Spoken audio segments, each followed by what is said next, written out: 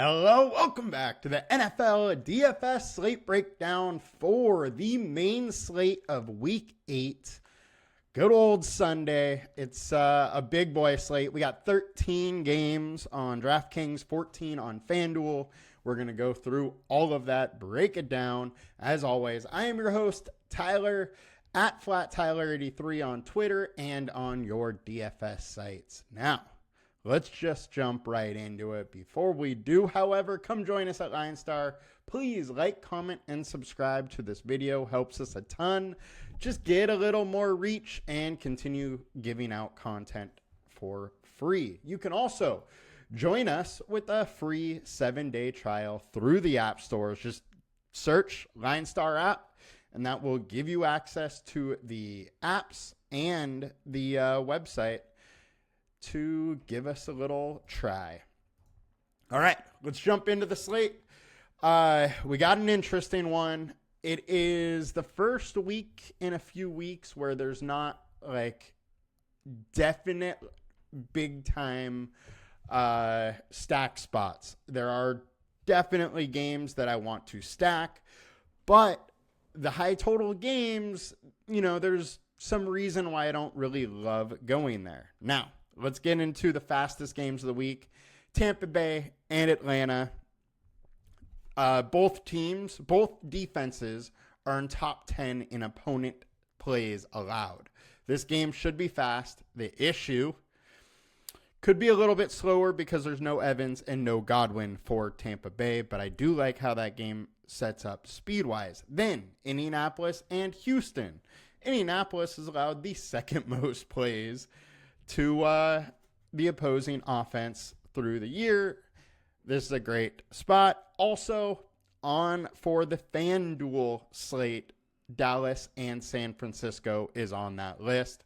That game total is like 47, so it's one of the higher game totals of the week and a very interesting spot to go. Now, we got a slew of like 44 plus games.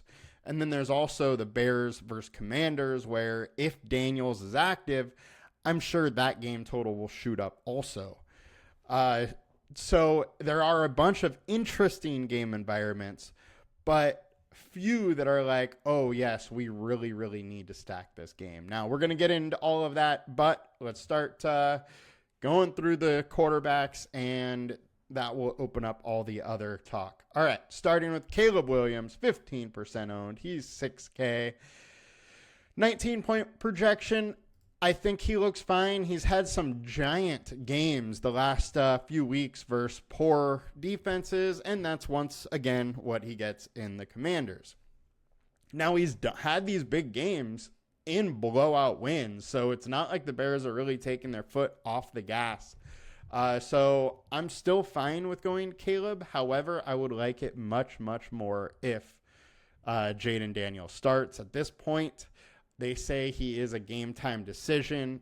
Honestly, it's not like, if I'm them, I'm probably sitting him, but I obviously don't have all the answers. So hopefully Daniels plays, and if he does, this game environment will look a lot better.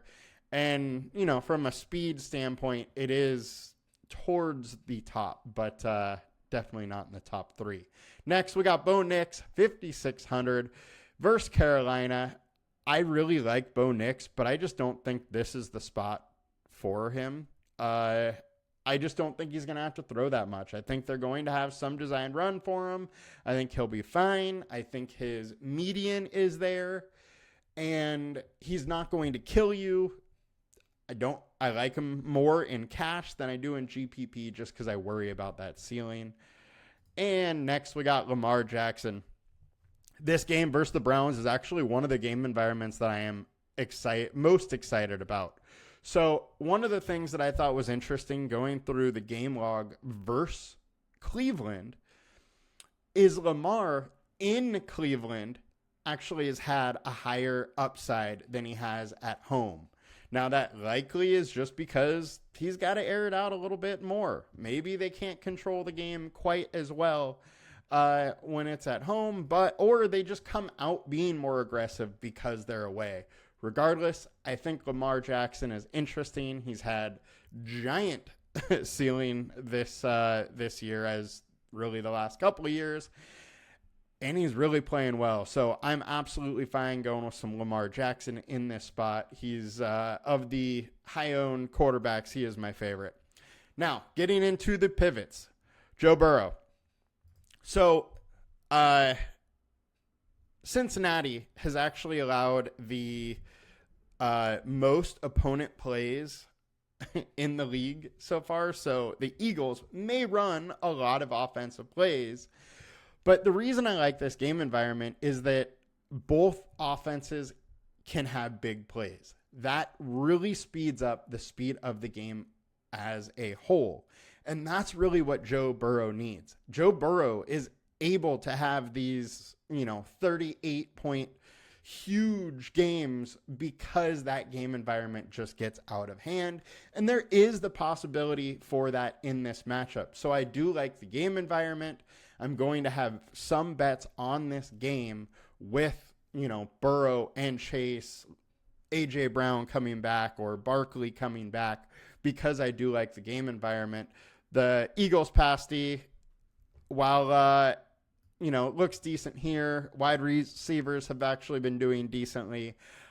I'm here for it, and I think Burrow can do well in this matchup, so definitely going to have some of him, as I will have a little bit of Jalen Hurts. Just his rushing upside is so good there. A.J. Brown's been an absolute beast. You can bring it back with Jamar Chase. Now, that's a very expensive stack, but there is that stack where it's like you had to have those three guys. There is that type of outcome in this one. I do like Hurts a little less than Burrow, but I'm going to have some of both of them. Tua's back. I got to have some Tua. 6,100 in a very good spot versus the Cardinals. We've seen this offense just look absolutely terrible. And to be honest, it didn't look that good when Tua was there. So it is a little bit of a leap of faith here, but I think Tua's going to get this offense going back on track. Now, Tyreek Hill is questionable. So if for some reason he is actually out, I'll pull back on my Tua exposure big time, but I do like Tua. I like Hill. I think this is an interesting game environment, and I'm going to have some of them. I just think they're a little bit underpriced. Jameis Winston, 5,200 on DraftKings is a steal here. I love this spot. One, Ravens defense, the secondary has been trash. Marlon Humphrey might be out. I think there's a lot going for Jameis Winston. He has some really cheap stack partners in Tillman, Judy, and Njoku. You can bring it back with, Derrick Henry if you want, or Zay Flowers. But this is a game environment that I think could be a good one. And Jameis is pretty cheap for his, gunslinger mentality. And I don't think they're going to be able to run the ball. Chubb looked awful last week versus Cincinnati. Now he has a better run D versus the Ravens that he's going against. And I think they're going to have a hard time running. Good chance Baltimore Ravens gets to an early lead, and then Winston's just winging it.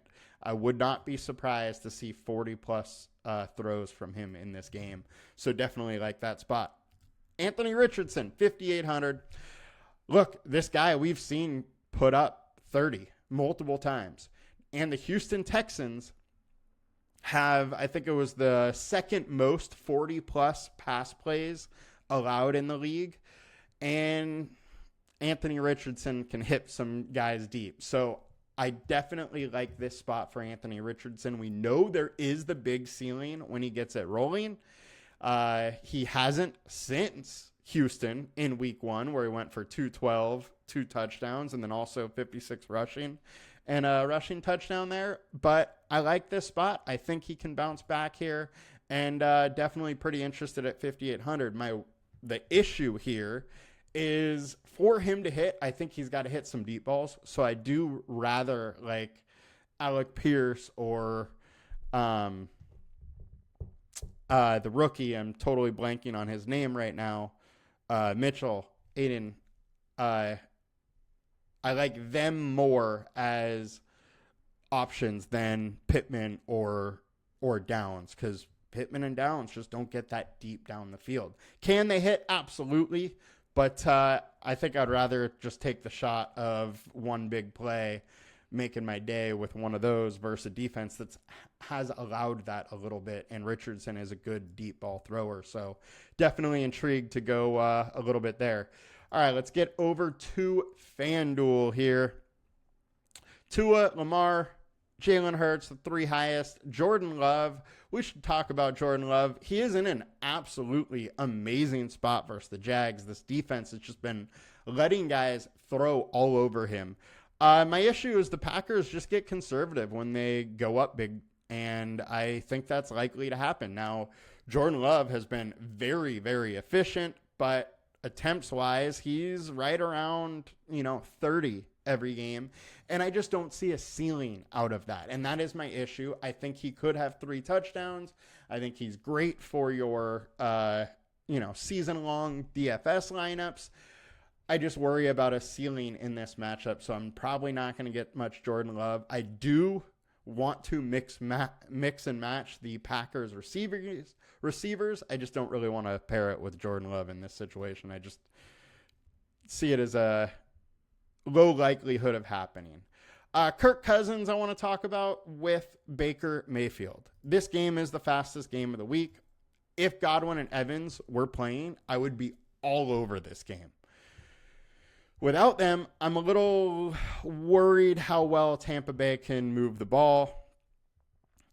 They did okay last week versus Baltimore. Still was able to throw 370 with Evans leaving early. Godwin was there, though, but they're not going to have Godwin either. So it's going to be McMillan, Palmer, and Shepard as the 3 receivers, with Otten kind of, in my mind, acting as the one in this situation just because he's going to be the most trusted asset out there. But with all of that being said, I have a hard time seeing the Buccaneers really pushing the Falcons, and that's what the Falcons need to really open it up and chuck the ball. If we look at Kirk Cousins, he's been similar to Love, but not as efficient, where it's low 30s volume-wise, except for the one game versus Tampa Bay.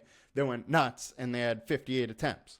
I just don't think that is going to happen again. Tampa Bay is probably going to run the ball a lot more, dump offs to their running backs. It's going to be a shorter passing game, underneath routes, and that kind of stuff, which I think is just going to slow down the game a little bit, make it a little harder for this game to really go nuts. Can it go nuts?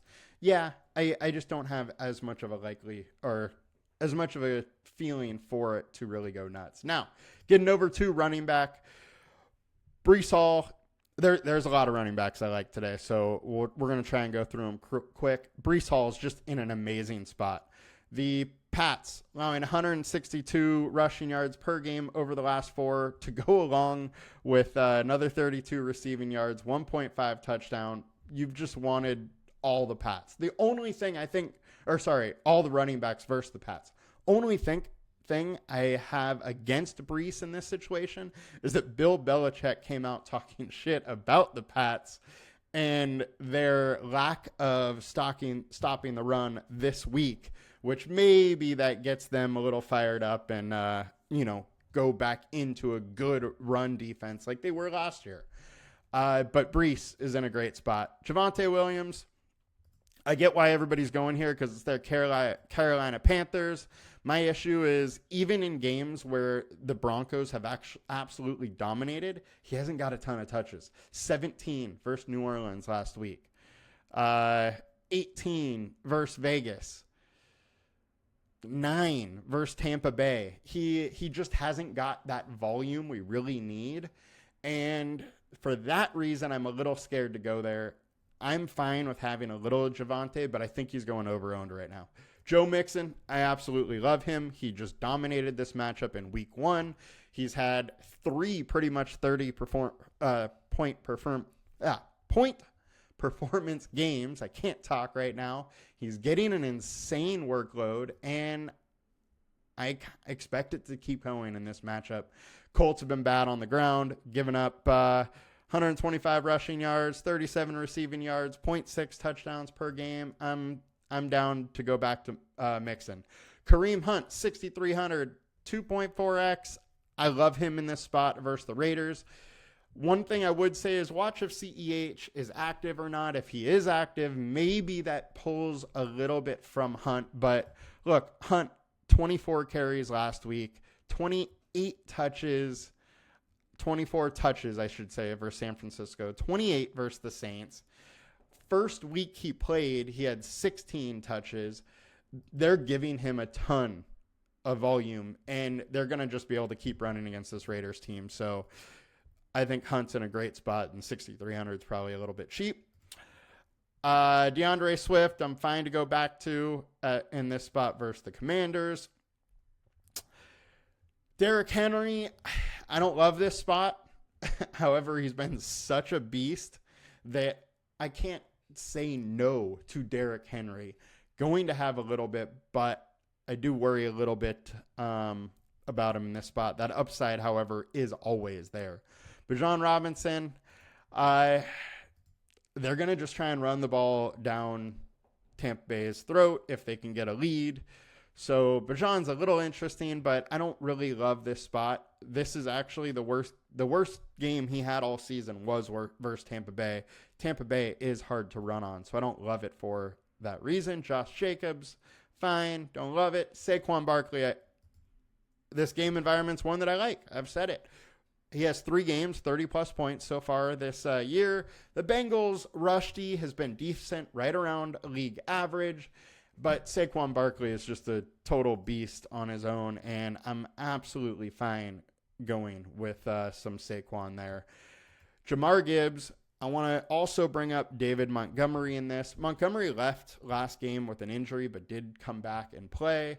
Haven't heard much about, how he practiced this week, but both running backs I love in this spot. I doubt the Lions are going to have a hard time with Tennessee whatsoever. And we've seen Detroit just absolutely lean into the run when they have control of a game, and I would expect that to be the case. So I think both Gibbs and Montgomery are probably in line for a lot of touches. It is a tough run D, but I don't really care in this situation. The Lions' offensive line's really good, and they're probably going to have a lead. So I like the spot. Kenneth Walker, love him versus the Bills. Bills been giving up versus RB1. James Conner, I like this spot versus the Dolphins. They're 26th over the last 4, giving up to the running back. And Conner's just had big-time upside. I mean, he's getting you 20 points without a touchdown. So you add a touchdown in there, and he can absolutely reach 30. He's interesting. He's on my playlist. Rachaad White, Bucky Irving, Sean Tucker, they're in an interesting spot. I think Rachaad White is super interesting this week, especially in DraftKings, because of his dump-offs. 6 targets last week for 71 yards. I think those dump-offs are going to be there, and he is a very good pass-catching back. I'm in on White. Then Bucky Irving is obviously interesting because he is great on the ground. James Cook versus Seattle, who they've been banged up front and giving it up to the running backs. I do like this game. However, I think there's less opportunities for it to really shoot out. DK Metcalf is doubtful. Bills have been very tough versus wide receivers. So I see a path to this game being played a little bit more on the ground with a few, shots or to the tight ends, to the underneath stuff. And I think James Cook could definitely do well in that game environment. And then I want to bring up Devon Achane. Look, had 17 touches last week, was able to get, 80-plus yards with Snoop Hutley. He has Tua back. They now have to be afraid of that passing game. First 2 games of the year, he had 23 and 30. The upside is still absolutely there. And if nobody's going there, I sure as heck am.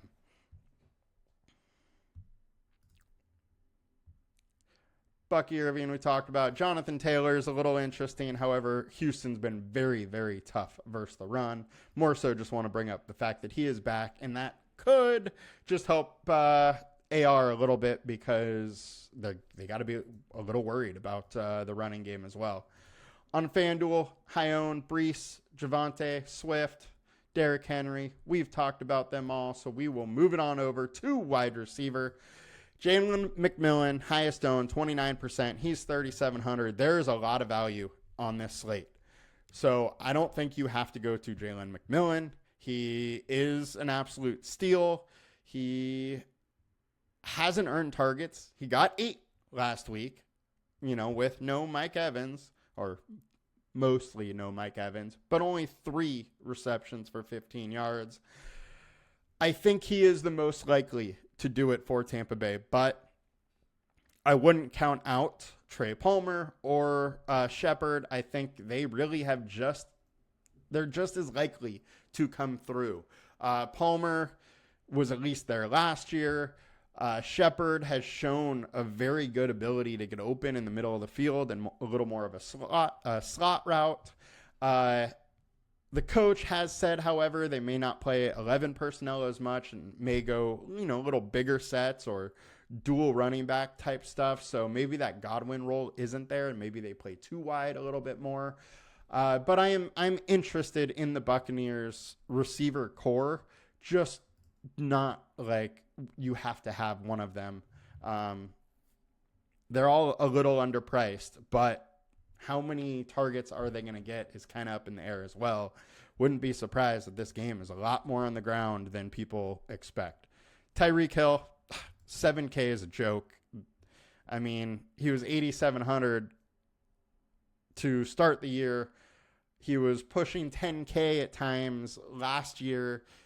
I mean, you're getting, he should probably be mid 8s, low 9s, and he's 7K. So I'm fine to just eat the chalk and go with him. Cedric Tillman, 3,300, 12 targets last week. I think Tillman's in a great spot. The one thing I do have to say is that DTR, the starting quarterback last week, went to high school with Cedric Tillman. So they've known each other for a long time, played together for a long time. Most of his stuff came earlier in that game before Winston took over. So it's not as much as a slam dunk as it seems. Jerry Jeudy is very much in consideration also. Both Jeudy and Tillman I like a lot in this spot. Jalen Waddle, same with Tua. I mean, he finally can do it. He's had some big games. I don't mind running a Tua, Hill, and Waddle stack. You can afford all of them fairly easily this week. And then if you want to bring it up back with, Connor or McBride, you absolutely can. Diggs, still no Nico Collins, so absolutely interesting. He did well first game with 2 touchdowns. Fine going back. I do like Tank Dell a lot, though, and he could be in a bounce-back week going unowned. Then we go into the pivots. Others I like. A.J. Brown, that game environment with Jamar Chase there. There could just be fireworks in that game. So I want to bet on that game environment as a whole.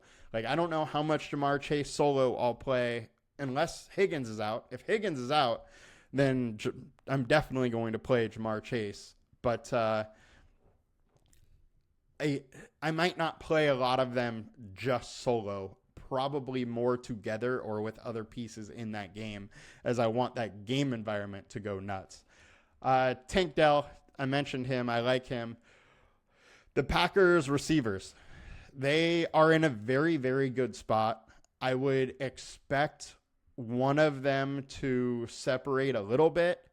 I don't know if you would get like a 30-plus point performance out of any of them, but 20-plus is absolutely in the range of possibilities. If there's a 30-plus, it's going to be Jaden Reed. But I do like Dobbs' situation. He's been getting a lot of targets the last couple weeks, 10 last week, 4 the week before, but he got 2 touchdowns. Jacksonville pasty is just bad. So willing to take some shots on those receivers. Tavian Wicks. It's wild how many targets he gets for the snaps he plays. I just wish he was out there more. He splits that, that role with Watson. So don't love that part. Jackson Smith and Jigba. Look, I don't like picking on the Buffalo receivers, but I got to mention him just because DK Metcalf is likely out. Tyler Lockett and JSN get a little bit of a bump. I do kind of think it helps maybe Fant and Walker more than JSN just because of the matchup, though. Mitchell, we talked about him. I like his spot versus Houston with the fact that AR can get deep on this team as well as Alec Pierce. Zay Flowers, we haven't talked about yet, and I love stacking Flowers with Jackson this week. I'm not as high on the tight ends as I have been the last couple weeks with the Browns. I think Zay is the one. He's questionable, though, so make sure you watch what happens. He did leave the game with an ankle issue, but then came back. He is practicing this week, so all signs point to him being back and playing, but definitely interested in some Zay. Getting over to FanDuel, our high-owned Tyreek Hill, definitely fine to go there. Drake London, he had his huge game versus Tampa Bay, but I just don't expect this game to go that way. I think it's going to be a lot more on the ground and a little bit slower. With that, I'll let everybody else play Drake London, and I'm going to be under the field on him. I may have a little bit, but not going to go super high. Trey Palmer at 4K. I talked about him with McMillan. He is just as likely to be the guy as McMillan, and then he has the shot of, big-time upside, maybe with Shepard is also in there. All are interesting. DJ Moore finally, had one game. I still just can't really go there. Stephon Diggs, I like that game environment. I'm absolutely willing to have some. I want to have a lot of Colts with some of the Houston pieces coming back. Diggs, Dell, Mixon, I like all 3 of them. Schultz you could throw in there. I just don't love CJ Stroud in this spot, but I like all that pieces. I think one of those players probably goes nuts. I'm just not totally sure which one it is. Getting over to tight end. All right. So high-owned tight end, Cade Otton. He should be 3,500 is an absolute steal. And he's going to get peppered with targets. Had 10 last week. I wouldn't be surprised if he has 8 to 10 again. Brock Bowers keeps doing it. The weakness of the Chiefs defense is stopping the tight end. Fine to go back there. He's been, pushing 20 without touchdowns. Hasn't got the 100-yard bonus yet, but has been close. There's going to be a week where he gets over 100 and a touchdown. It could be this week, and if so, you need to have it type score. Njoku, he's going to get peppered with targets again. Had 14 last week. Definitely on the radar. Kyle Pitts, I think, might be going under-owned a little bit. Look at the last 3 games. 88 yards, 70 yards, 65 yards, 9 targets, 5, 8. The target counts are there. The yards are there.